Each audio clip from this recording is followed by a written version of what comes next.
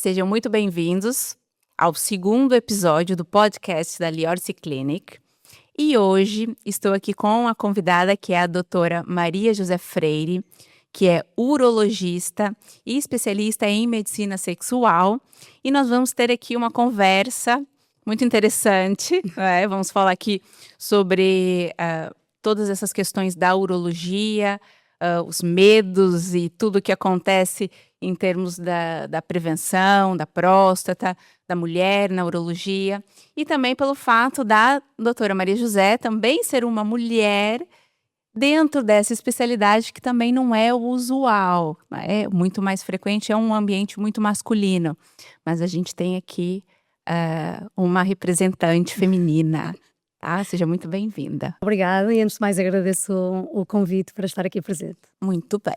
Olha, vamos começar com uma pergunta que, na verdade, é uma questão de muitos homens, né? E às vezes as mulheres também, para saber para os seus maridos, namorados e tal, né?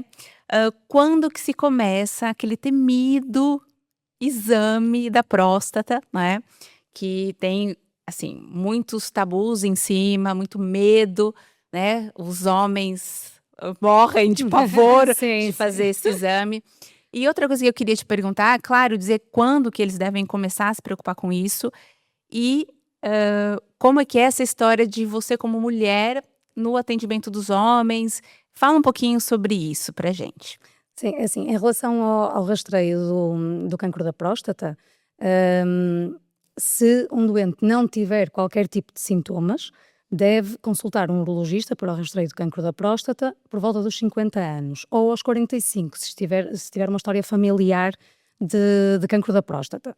No entanto, pode ser necessário ir mais cedo, a qualquer idade, na verdade, se surgir algum sintoma, claro. Em termos urinários, sexuais, sim, etc. Portanto, se houver sintomas, é quando a pessoa deve consultar e não adiar, se tiver assintomático. Aí realmente 45, 50 anos. Exatamente, pronto, o toque retal realmente é. E é isso que eu ia te perguntar, o toque retal. As pessoas ainda ficam inconformadas, sim, porque que ainda nos dias de hoje precisa fazer o toque retal e não existe um exame, assim, que pudesse substituir esse toque retal. E as pessoas perguntam. Sim. É um tema muito falado nos últimos anos. Necessidade do toque retal e ao longo dos anos artigos, imensa coisa sobre, por exemplo, o PSA, porque o rastreio de cancro da próstata é feito com o PSA mais toque retal e que o PSA é mais importante do que o toque retal. E é ou não é? Porque assim, é um exame de sangue e as pessoas preferem fazer, não é? Claro, a ideia aqui são as duas coisas em conjunto. Sim. Pronto. Em relação a exames de imagem que auxiliem no diagnóstico ou na suspeita de, temos recentemente a ressonância magnética multiparamétrica da próstata, que o que nos dá é uma probabilidade de uma determinada lesão corresponder a um cancro da próstata, mas não faz um diagnóstico, dá-nos uma probabilidade daquela lesão também ser mais o toque ou menos. Não é diagnóstico, o toque é um rastreio. É, né? Um rastreio, sim. Só que o que nós vemos na prática clínica é que há alguns doentes com PSAs baixos, em que só pelo PSA à partida não teriam problema nenhum, sim, mas ao fazer o toque retal nós vemos que é claramente suspeito. Okay. Portanto, é endurecido, portanto, a palpação, a próstata não é tipo elástica, como se fosse tipo uma borracha, portanto, há zonas mais duras. E, normalmente, esses cancros da próstata são mais agressivos, são mais desdiferenciados e, portanto, não produzem tanto PSA. Portanto, então, assim, se você tiver um PSA, o exame de sangue normal e uma alteração, significa que não tenha um cancro da próstata. Sim, isso já é uma coisa que a gente quebra, porque a pessoa fica... Eu tenho muito paciente que chega, não, meu exame da próstata é em dia porque eu faço PSA todo ano. Exatamente. Aí você já está a dizer que pode ser que isso não seja suficiente, né? Pode não ser suficiente. Agora, o que é muito importante? Primeiro, o PSA não é diagnóstico de cancro da próstata. Exato. Portanto, ele pode aumentar em variadíssimas situações. Por exemplo, à medida que a próstata aumenta, os doentes têm próstatas muito grandes, vão ter normalmente PSAs mais elevados.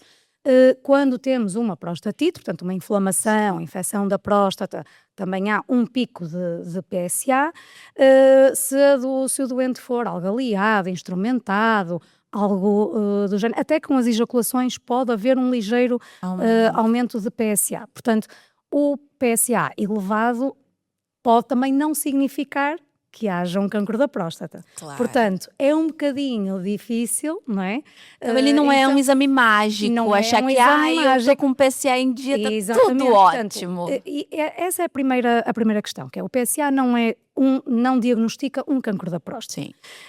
E a segunda questão é que muitas vezes o que é mais importante é a progressão do PSA. Portanto, se tivermos picos de PSA, por exemplo, com uma inflamação da próstata, temos um PSA mais alto, mas depois repetimos, vem para baixo outra vez. Sim. E depois está ali em baixo, depois passado um tempo o doente tem uma infecção urinária e aquilo sobe, mas anda sempre ali num determinado... patamar. Exatamente. Anda ali nos determinados níveis. Agora, outra coisa completamente diferente é um PSA que ao longo dos doseamentos é constantemente a subir. Portanto, aí já é um cria uma bocadinho certa diferente. preocupação. Exatamente. Mas um PSA, isto por causa do toque retal, Sim. portanto, um PSA relativamente baixo ou dentro dos valores normais, na verdade, não exclui nenhum cancro da próstata. E, portanto, até hoje... Não pode ser considerado um rastreio Exatamente, seguro. pronto, Não é? não é. E efetivamente nós vemos isso na prática clínica, que há doentes que são diagnosticados exatamente pelo toque retal. Então, em suma, ainda tem que fazer o toque retal, sim. Exatamente, porque, assim, e na verdade estamos a falar de um exame que demora segundos a fazer, que não custa. É baratíssimo. Baratíssimo. Não vamos comparar com uma ressonância magnética. Vamos inventar aqui uma coisa. Mas tem homem que custa. prefere, sabia? Homem que diz assim, eu prefiro que me coloquem numa máquina, eu vou gastar... Mas, por exemplo, há doentes também que têm muito pudor em fazer um toque, sabem que eventualmente vai ser feito um toque retal, mas depois, por exemplo, o médico de família pede uma ecografia transretal e aí já não se importam de fazer. Eles não perceberam, porque é um aparelho que entra. Exatamente, portanto é uma sonda muito mais transretal, grosso do que o seu dedo, não é? E enquanto o toque retal demora literalmente segundos a fazer, a ecografia Fica ainda lá. é desconfortável, ainda demora algum tempo. Portanto, também não há aqui muita coerência, muitas vezes, neste tipo de exames. Portanto, não há nada a temer em relação ao toque retal e, efetivamente, pode salvar vidas. E isso é um tabu, não é? Na verdade, tudo isso que a gente está falando do toque retal e as pessoas com medo, isso tudo vem de um medo dos homens, não é? Que precisam fazer esse exame, de que, na verdade, é uma parte do nosso corpo. Por exemplo, as mulheres vão no ginecologista desde novas e a gente colocam aparelhos e tal. E também já estão como cresceram a saber que necessitam de fazer esse Eu sei, mas exame, isso eu acho uma coisa e assim... como têm partos, normalmente, não é? Coitadas, a gente está mais sofre desde novas. É verdade. E aí verdade. os homens, né? Nossa, mas aí a partir dos 45, 50, alguém vai ter que fazer um exame ali. E é um exame médico, rápido, simples, né? Mas parece que invade a sua masculinidade. É verdade, né? é verdade. E isso é a grande bobagem, né? Que é o que a gente tenta aqui dizer, que salva assim vidas e é algo tão importante. E que tem que ser quebrado, né? E há uma coisa também extremamente importante que está relacionado com a autonomia do doente. Portanto, de antes, eventualmente, pronto, a prática médica era mais o médico no centro, não é? E precisa fazer um toque retal e faz e acabou. Hoje em dia, e bem, na minha opinião, o doente se não quer fazer um toque retal, tem esse direito, não é? Pronto. Portanto, o que nós temos que fazer, enquanto médicos, é explicar a importância do exame e dizer, olha, perante isto, eu necessito de fazer, ou seria benéfico, fazer um toque retal para palpar a próstata, ver se tem algum endurecimento suspeito ou não. Podemos fazer o exame? Já tive doentes a dizer que não. Claro. E eu, ok, não há problema nenhum. Não há problema absolutamente nenhum, fica registado que recusa fazer o toque retal e se por algum motivo for um caso de um PSA até relativamente baixo, com um toque retal suspeito que nós não consigamos ver, aí já é responsabilidade do doente, não é? Portanto, aqui a questão é informar e pedir autorização para fazer um ato. Claro.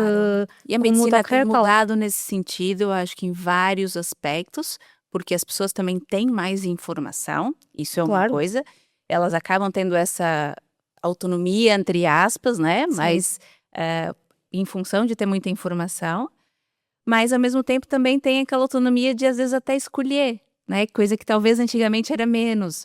Você vai, é aquele é o médico e acabou. Hoje em dia tendo também possibilidade de estar num serviço privado e você poder, eu quero escolher, por exemplo, uma médica mulher urologista, né? E isso já te acontece, por exemplo, de homens preferirem, por exemplo, ele entende a importância de fazer esse exame, ele sabe que precisa fazer, ele morre de medo, mas ele vai lá e procura a doutora Maria José, porque ele viu e tal. Isso já tem te acontecido ou nem assim, tanto? Especificamente para o cancro da próstata, ou seja, pensar numa mulher especificamente para o rastreio de cancro da próstata, confesso que nunca me aconteceu. Aconteceu noutras situações, portanto, homens que escolhem especificamente uma mulher ou a mim, e que está relacionado com alguns doentes já foram a urologistas homens. Obviamente que as pessoas são todas diferentes, há pessoas mais empáticas, outras um bocadinho mais brutas, mas que não se identificaram tanto com o padrão masculino, que às vezes, pronto, digamos, a forma às vezes de um urologista típico, pronto, às vezes pode ser assim um bocadinho mais não queria dizer bruto, mas sim, é diferente, é diferente. Sim. E então há doentes que preferem alguém que acham que tem mais cuidado na forma como fala, como explica, e se calhar acham que o sexo feminino faz isso um bocadinho melhor e que ouve melhor as queixas do doente. Pronto. Já tive alguns doentes a dizer exatamente isso, que já recorreram a urologistas homens e que, pronto, sentiram que as suas queixas não foram eventualmente valorizadas, etc. Isso eu percebo em todas as áreas da medicina. Então eles acham que a mulher tem uma sensibilidade diferente para determinadas áreas. Mas na urologia é diferente porque tem a questão do exame, né? Essa que é a questão. Mas nem todas as consultas de urologia necessitam um toque retal. Sim, às vezes não é toque retal, mas às vezes pode ser um problema, por exemplo, no homem peniano, por exemplo, que também é uma zona super difícil para o homem mostrar, para poder... Sim, e certamente há homens que preferem ir a urologistas e têm vergonha de, se tiverem algum problema no pênis, nos testículos, o que quer que seja... Sem falar dos problemas sexuais. Exatamente. De falar e de, se tiverem alguma coisa que necessite de um exame objetivo, podem ficar assim um bocadinho constrangidos. No entanto, e obviamente que esse público existe...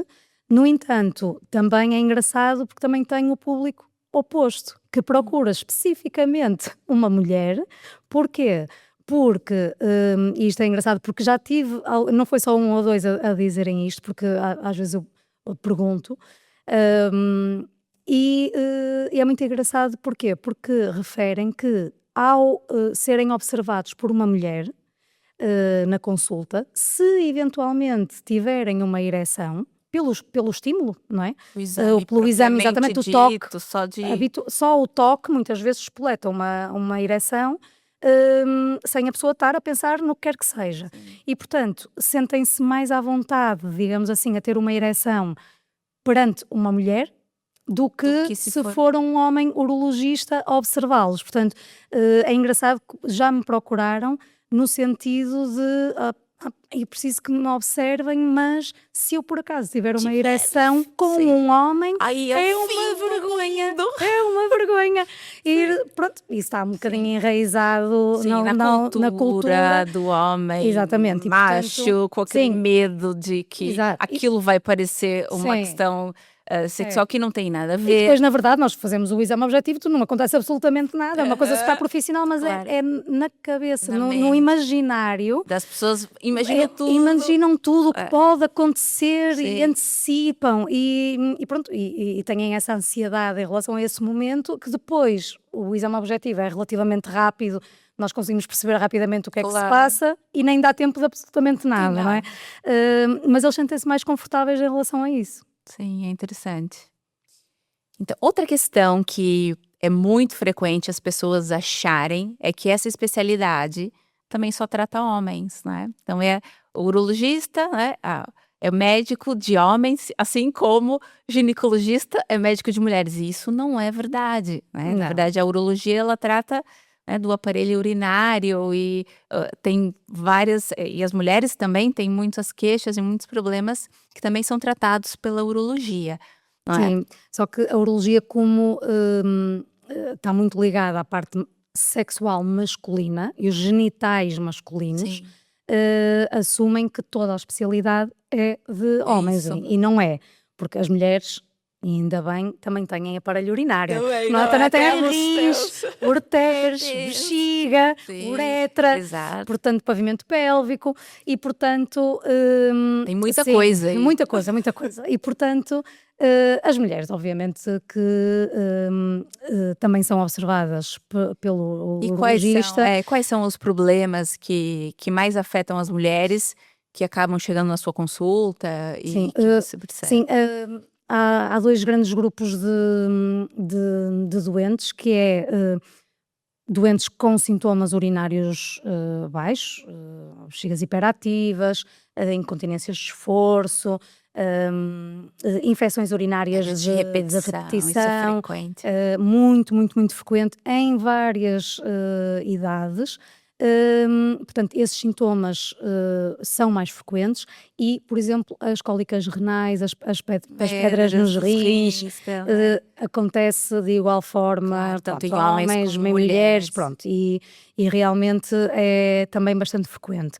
Depois, obviamente, que há sempre, em menor quantidade, mas há sempre doentes com tumores do rim, do urotélio, da bexiga, também relativamente frequente, mas diria que a grande maioria são queixas de infecções urinárias de repetição, isso é um muitas vezes problema. até relacionadas com a atividade sexual.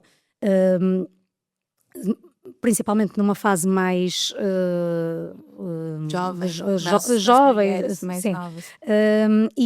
Depois há outro grupo de doentes com infecções urinárias de repetição, que é quando entram na menopausa. Ai, a menopausa sempre A traz menopausa, exatamente. coisas. E portanto é muito, muito comum doentes na menopausa, e aqui a importância de uma abordagem multidisciplinar, porque na menopausa ou na perimenopausa não é só a questão das infecções urinárias de repetição, vai haver imensa Essas coisa coisas. associada, secura vaginal, dor na penetração, alterações do humor, dificuldades no sono. Nessa hora se Portanto, mistura um pouquinho, é, né, a ginecologia, exatamente, portanto é o papel importante, entre a urologia e a sim. ginecologia trabalharem juntos Sim, para ou conseguir. seja, eu quando vejo que uma mulher está na perimenopausa ou menopausa e está com infecções urinárias de repetição, que até nunca tinha tido ou já não tinha há 10 anos, por exemplo, o meu papel é tratar a infecção atual, prevenir infecções futuras e recomendar alguém especialista em Isso, menopausa, claro. porque efetivamente é um problema Que está associado, não é? multidisciplinar que tem que ser Sim. tratado desta forma. E depois também são muito frequentes as perdas de urina. Pronto. Isso sim. Muito relacionado, obviamente, com a paridade, com as gravidezes e os partos. Obviamente que os partos vaginais e a quantidade de partos influencia cada vez mais, principalmente na incontinência de esforço, mas temos muitas, muitas doentes e não é só em idades avançadas. Isso é Desde porque novos, desde às que os vezes sintomas, adolescência. as pessoas também menosprezam os sintomas. Sim. E elas acham que aquilo, ai, foi só uma vez, caiu uma pinguinha só, e Sim. vai levando. Eu não sei se você percebe isso, e Sim. eu acho que de um tempo para cá já tem se falado mais nisso, e as pessoas começam também a se alertar e a se preocupar mais com essas perdas, e mulheres, assim, começam nessa idade, já começam a querer perceber o que podem fazer e tal. Sim, Mas porque já têm antigamente mais não, né? informação, É. porque já percebem que há tratamentos para isso Claro. e que não têm que viver assim, pronto. Mas há muita gente que pensa que é por causa da idade e às vezes em idades mais jovens ficam um bocadinho confusas porque então eu tenho 20 anos e tenho perdas de urina? Tenho, e tem. Porquê? Porque pode ter uma bexiga hiperativa, também pode ter uma incontinência de esforço, mais raro, mas há determinadas patologias que também ocorrem em idades mais jovens. Obviamente que em doentes mais idosas, com mais laxidez de pavimento pélvico, obviamente alterações vasculares para a parte pélvica, muitas vezes comorbilidades, medicação, etc., vão ter eventualmente mais queixas. E uma coisa que é interessante e que é importante as pessoas também saberem é que a idade não é um fator de exclusão para tratamento. Tratar, não é? Pronto. Portanto, isso é absolutamente fundamental. Exato. Eu fico, mas mesmo visceralmente incomodada quando uma doente de 80 anos diz que já foi 2 médicos queixar-se que perdia urina e que ninguém lhe fazia nada. E disseram que é normal para a sua idade. Na sua idade mas já tenho 80 anos. Pronto. Portanto, já tive uma doente de 91 a dizer que há 10 anos antes se tinha queixado a um médico e que pronto, tal, e durou mais 10 anos, não é? Quer dizer, pronto, e este tipo de E doentes... tem coisa para fazer, não é? Tem tratamento. Sim, e às vezes não é cirurgia, porque às vezes a pessoa também acha que é tudo cirurgia. Sim, Ai, não, mas para operar também não quero. Então nem Sim. vou procurar a urologista porque ela vai querer me operar. Não Sim. quero operar. Sim, E não é por aí, não é? Não, há imensa coisa, especialmente para bexigas hiperativas, ou seja, aquela urgência em ir à casa de banho e que algumas vezes a pessoa consegue lá chegar. Há outras vezes que a contração da bexiga é de tal forma que a pessoa já está a pingar antes de chegar à casa de banho. E isto tem uma interferência brutal na qualidade de vida, porque se pensarmos a quantidade de vezes que vamos à casa de banho, imaginemos que vamos 8 vezes à casa de banho por dia. Nós estamos lá uns segundos na casa de banho. Portanto, durante as 24 horas, nós estamos a armazenar urina. Portanto, essa fase do armazenamento é onde entra aqui a bexiga hiperativa, que é a bexiga tem dificuldade em armazenar a urina. Portanto, é muito mais incómodo uma doente que tenha uma incontinência de esforço ou uma bexiga hiperativa, 99% das vezes incomoda-se mais com a hiperatividade da bexiga do que com a incontinência de esforço. Porquê? Porque é muito mais imprevisível, tem que estar sempre a ver onde é que estão as casas de banho, faz a vida em função disso, não sai de casa. Portanto, a interferência na qualidade de vida é brutal. E muitas vezes resolve-se ou melhora-se muito com medicação. Olha isso. Com medicação, nem é nada do outro mundo demais. E a pessoa está a acabar com a sua vida. E toma uma medicação para atenção, para colesterol, para as vertigens, para não sei o quê. Mais uma. Pronto. E portanto é só mais uma medicaçãozinha. E não Mas sabe que às nenhum. vezes as pessoas de fato, por exemplo, isso acontece também na proctologia, da pessoa às vezes não procurar ir ao médico por achar que a única solução é cirurgia. Sim. Né? As pessoas já colocam isso na própria cabeça e falam, não, para isso é só cirurgia, ela vai me indicar uma cirurgia, não quero fazer cirurgia, nem vou. Nem vou. Exato. Igual as pessoas, nem vou, porque hemorroida só trata com cirurgia. E aí, às vezes, a pessoa chega e fala, não, no seu caso não é cirurgia. E a pessoa fica espantadíssima. Exatamente. Não, completamente. Agora, assim, também há casos e casos. Claro, não é? estou aqui a dar exemplos. Exatamente. Há casos e por isso é que é preciso avaliação. Claro. E no limite, mesmo que tenha indicação para cirurgia, a pessoa pode sempre dizer que não. Portanto, na claro, verdade... a gente não obriga ninguém. Exatamente. E eu não vou buscar a pessoa à casa para ir para o bloco operatório. Portanto, claro. Ou seja, a pessoa, na minha visão, nunca tem nada a perder. Porque pode ouvir uma opinião e, mesmo que seja para fazer fisioterapia pélvica, medicação, cirurgia, o que quer que seja, a pessoa é que vai marcar a fisioterapia, a pessoa é que vai buscar à farmácia, a pessoa é que vai dizer que quer ir ao bloco. Claro. Portanto, na pior das hipóteses, pode não fazer nada, não é? Claro. Mas, efetivamente, há casos que se resolvem e pessoas que, isto é muito triste, anos e anos e anos e anos a sofrer que com uma medicação, um comprimido por dia resolvem a situação. E depois nota-se depois na consulta seguinte aquele ar de... porque é que eu não vim antes, não é? Tipo, andei a sofrer este tempo todo por causa de um comprimido por dia. Obviamente que se depois esse comprimido por dia não resultar, há mais coisas, pode haver cirurgia, pode haver outras coisas que se podem fazer. Cada vez surgem mais coisas, não é? Claro, e nós obviamente que tentamos apostar sempre nas medidas mais conservadoras, etc. Claro. Mas imaginemos uma doente que tem uma incontinência urinária de esforço, tosse, espirra e sai um jato. Quer dizer, também é preciso efetivamente ter noção e dizer, olha, pode experimentar tratamento conservador, mas avise já que não vai resolver. Não vai resolver, portanto, é preciso perceber caso a caso e estabelecer um plano personalizado e, mais uma vez, trabalhar numa equipa multidisciplinar para tentarmos ao máximo otimizar aquelas queixas. Sim. E as coisas têm surgido, eu acho que as pessoas têm que também ir conversar com seus médicos e perceber o que é verdade. pode acontecer. E as doentes mais velhas, é engraçado, e já tive esta conversa com vários colegas e é exatamente igual, que as doentes mais agradecidas ao médico são as doentes mais velhas em que tratamos a incontinência urinária.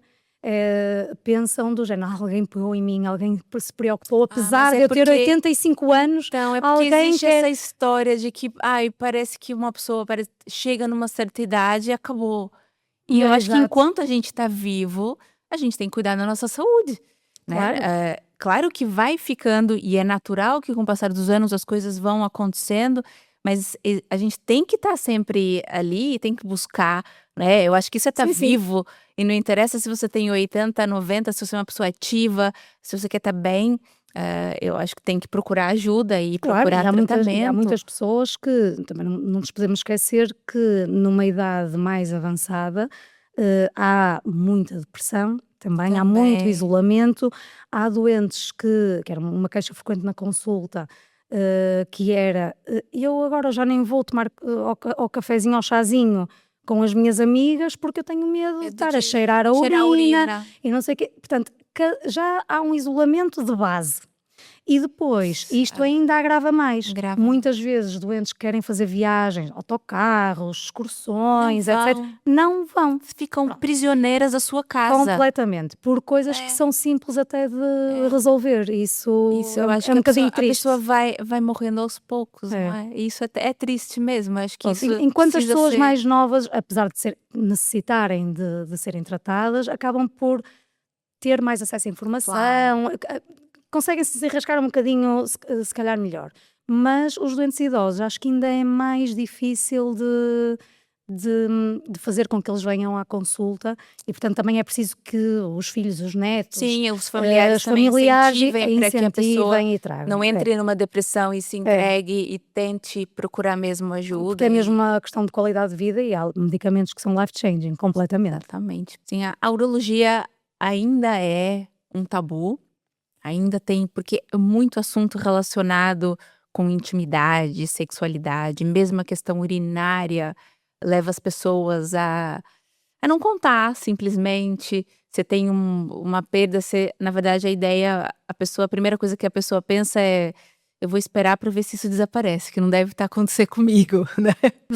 Antes de pensar em procurar um especialista, e acaba se tornando uma área mesmo difícil para as pessoas. Sim, é difícil e muitos homens às vezes até têm problemas urinários e sexuais e como não estão muito à vontade, é muito típico na consulta começarem pelos problemas urinários. Sim. E para ver, e pronto, para ver se já fica mais à vontade. Aí acabar, claro. A doutora até que é tranquila, se calhar eu vou falar sobre aquele probleminha também.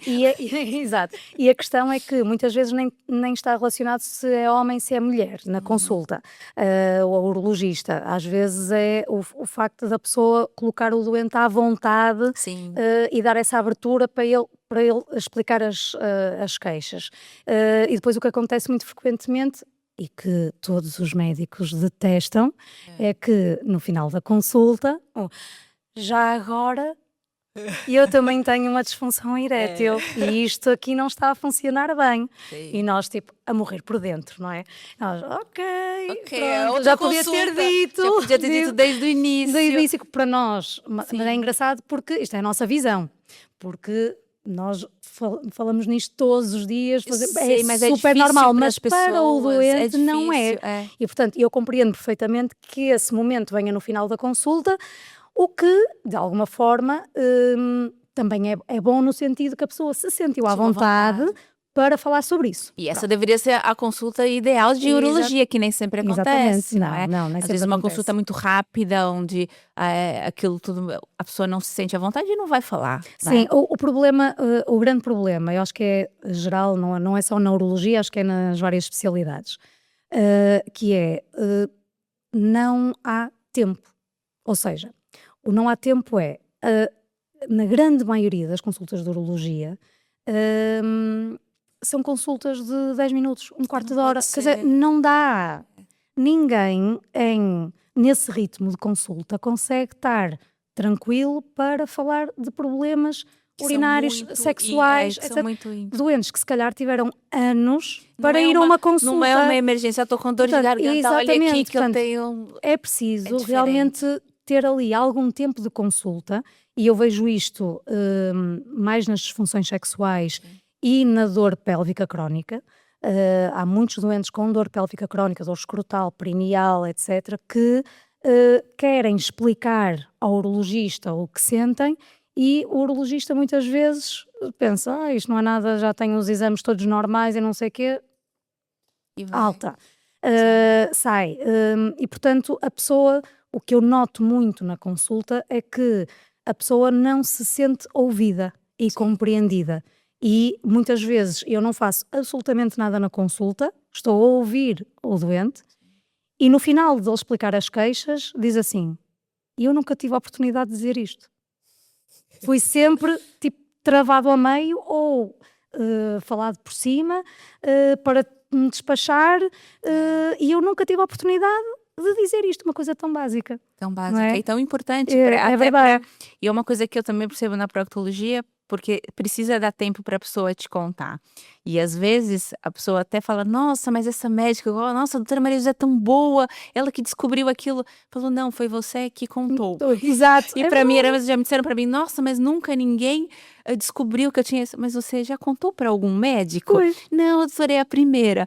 Exatamente por causa dessa falta de tempo e falta de abertura para que o paciente tenha a oportunidade e a confiança, porque a confiança de um médico e paciente tem que existir, e isso com essa medicina rápida, isso se perdeu, e isso tem que se voltar a ter, né, para a gente ter uma medicina de qualidade, porque não é só exames de alta tecnologia que fazem a medicina. Aliás, há muitas vezes que médicos que nem sequer fazem o exame físico e pedem exames que é para ser mais rápido.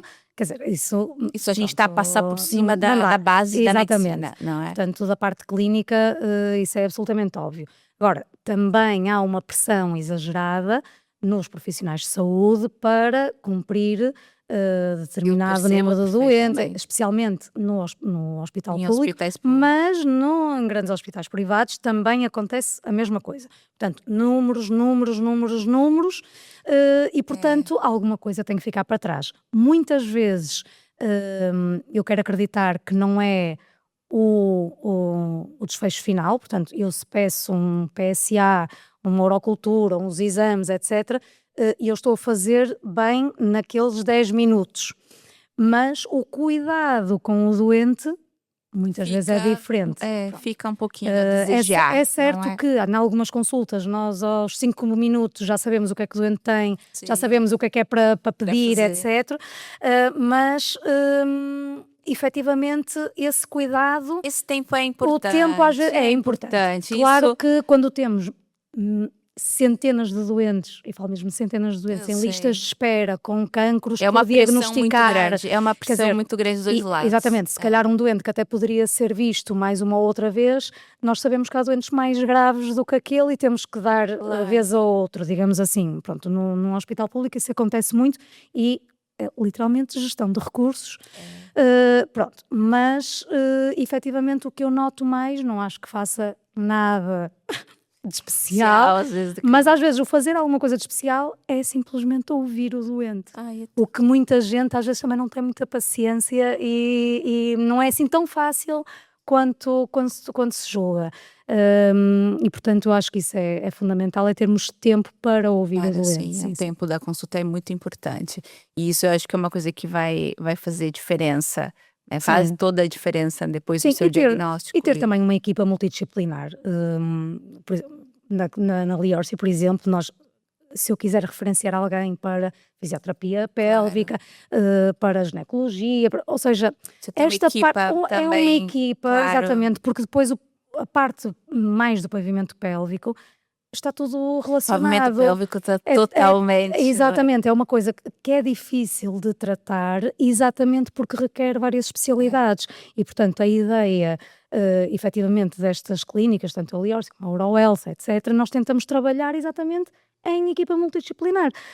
E eu acho que isso é que é o que é diferenciador em relação a outro tipo de consultas, que é uma consulta isolada. A pessoa depois sai dali, ela fica um pouco perdida. E eu acho que isso é que é a parte diferenciadora. É haver um cuidado integrado, que realmente os profissionais escutam os casos, haja uma comunicação fácil. Muitas vezes isso é perfeito, não é? Eu acho incrível. Milena, mandei-te não sei o quê, este doente eu vi, não sei, falar com a fisioterapeuta, eu poder falar consigo e discutir um doente. Dizer, obviamente que eu digo sempre, vai aonde quiser fazer, tem que fazer isto. Claro, vai aonde quiser. Livre, nós aqui, a diferença é que trabalhamos em equipa, é mais fácil a comunicação, etc. Às vezes há doentes que vão a outros lados e bem, na mesma, sem qualquer problema. E eu às vezes pergunto, então o que é que fez? Não, e a pessoa não sabe dizer. Não sabe dizer. Sim, mas eu não sei. Mas tem um relatório. É esta comunicação, não é? Quer dizer, o tratamento fica quebrado. Fica ali, uma pessoa não sabe muito bem, não sabe o que é que foi feito, não conhece, não dá seguimento, não... Pronto, e às vezes perde-se aqui um bocadinho... O pavimento pélvico é uma área muito complexa, é algo que tem também mudado muito, muitas coisas surgido e precisa de uma dedicação. E não é qualquer lugar, qualquer área que trata. Isso é mesmo difícil. Mas ainda bem que estamos desenvolvendo, porque os doentes agradecem. Exatamente. Porque impacta muito em qualidade de vida. E eu acho que isso, no futuro, e as pessoas estão vivendo cada vez mais, né? A gente quer viver cada vez mais, mas a gente... E com qualidade de vida. A gente quer viver bem. Sim. A gente não quer só chegar aos 90 anos, a gente quer chegar fazendo as nossas coisas, não tendo que usar fraldas. E eu falo isso também da incontinência fecal, né? Que é algo que impacta, então, tremendo na vida das pessoas. Ainda mais tabu. Ainda mais tabu do que urinária.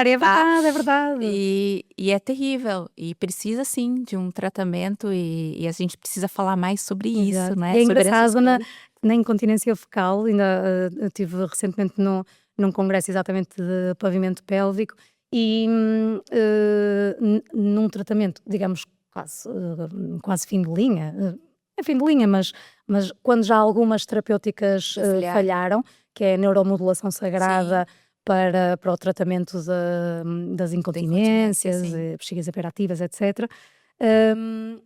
Doentes que melhoraram muito da parte da incontinência urinária, que depois dizem ao médico, melhorei muito a incontinência urinária e também melhorei da incontinência fecal.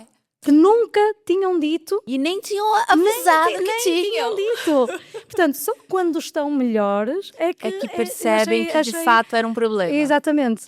Eu por acaso não costumo ver muito esse tipo de doentes, mas achei engraçado realmente no congresso terem referido isso. Mas está muito relacionado, porque um dos exames que eu peço muito para avaliar a defecação e tudo mais, por exemplo, uma defecografia por ressonância, ele já vê a parte do compartimento anterior, que é a parte de bexiga e tal. E sempre tem ali alguma alteração. Exato. Eu vejo, eu falo, olha, essa aqui não é a minha parte, mas eu já vi que tem aqui qualquer coisa. Exato. Então, e aí de repente você vê também o útero, a vagina, tudo também tem aqui alguma coisa. Claro. Então tá tudo muito associado, não somos órgãos isolados, né? As coisas estão muito interligadas. E é importante também fazermos estes podcasts, falar sobre o assunto, portanto, dar conhecimento ao público, não é? Sim. que são coisas normais para nós, não é? Nós tratamos disto no dia a dia, a pessoa pode se sentir um bocadinho constrangida, mas para nós Você tem que perceber que isso é normal. É o normal. É um Pronto, é como problema doer o que... braço, é como doer a cabeça, para nós é exatamente igual. Procure ajuda, vá se Exatamente. tratar, não é? Vai Exatamente. ganhar sua qualidade de vida, ter aqui Exato. um envelhecimento saudável, é É isso que a gente verdade. espera e que todos tenham, não é? Eu acho que sim. Olha, foi muito bom. Obrigada. Adorei, né? Achei que foi muito interessante a nossa conversa. Foi sim, senhor. Não é? Obrigada pelo convite, mais uma vez. Então encerramos mais esse podcast. Espero que vocês tenham gostado. Eu adorei, foi muito interessante. E fiquem aqui conosco, que vamos trazendo mais convidados, vamos trazer outros assuntos que vão ser realmente muito interessantes para a sua saúde, para que a gente informe cada vez mais sobre como se cuidar e como ter, sim, prevenção e cada vez mais saúde. É isso.